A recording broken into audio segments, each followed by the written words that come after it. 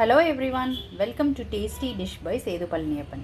இன்னைக்கு ஒரு சூப்பரான ஈவினிங் ஸ்நாக் ரெசிபி பார்க்கலாங்க. கார்ன் ரிப்ஸ் ஸ்டார்டர் ரெசிபிங்க. எடுத்து வச்சிருக்கிற ஸ்வீட் கார்னை ஸ்டீம் பண்ணிக்கலாங்க. ஸ்டீம் பண்ணும்போது முழுசாவே வச்சு ஸ்டீம் பண்ணிக்கோங்க.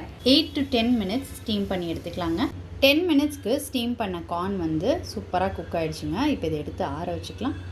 ஸ்வீட் கார்ன் வேக வச்சது நல்லா ஆறிடுச்சுங்க. இப்போ இதை கட் பண்ணி எடுத்துக்கலாம்.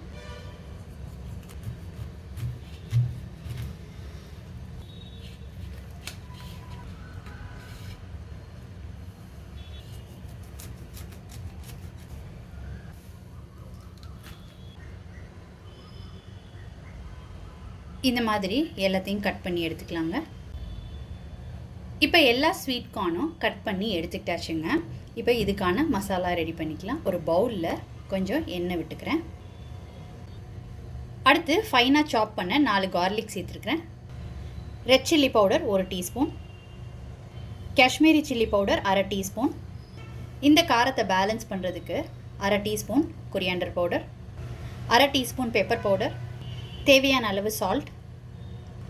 இது எல்லாத்தையும் கலந்துக்கலாம்.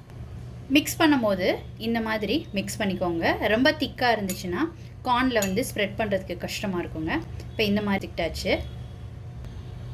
இப்போ இதில் ஸ்ப்ரெட் பண்ணிக்கலாங்க. இந்த மாதிரி எல்லாத்துலேயும் ஸ்ப்ரெட் பண்ணிக்கலாங்க. தவாவில் ஷாலோ ஃப்ரை பண்ணிக்கலாங்க. இதுக்கு எண்ணெய் விட்டுக்கிறேன். மசாலா மிக்ஸ் பண்ணி வச்ச எல்லா கார்னையும் உள்ளே சேர்த்துக்கிறேங்க. இப்போ எண்ணெயில் சேர்த்துக்கிட்டாச்சுங்க. இப்போ சிம்மில் வச்சுக்கிட்டு டர்ன் பண்ணி விட்டு குக் பண்ணி எடுத்துக்கலாங்க.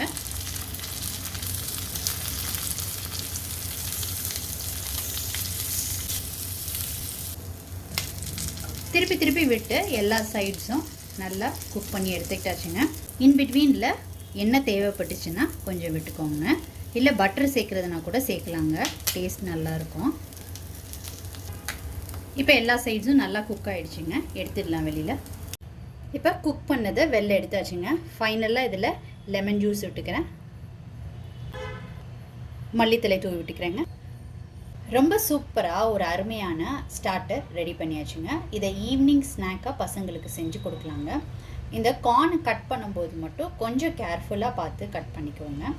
நீங்கள் இந்த ரெசிபி கண்டிப்பாக ட்ரை பண்ணி பாருங்கள். ட்ரை பண்ணிவிட்டு உங்களோட கமெண்ட்ஸை சொல்லுங்கள். உங்களுக்கு இந்த ரெசிபி பிடிச்சிருந்துச்சுன்னா லைக் அண்ட் ஷேர் பண்ணுங்கள். உங்கள் ஃபேமிலி அண்ட் ஃப்ரெண்ட்ஸ்க்கு. Tasty dish by Sethu Palaniappan சேனலை சப்ஸ்கிரைப் பண்ணுங்கள்.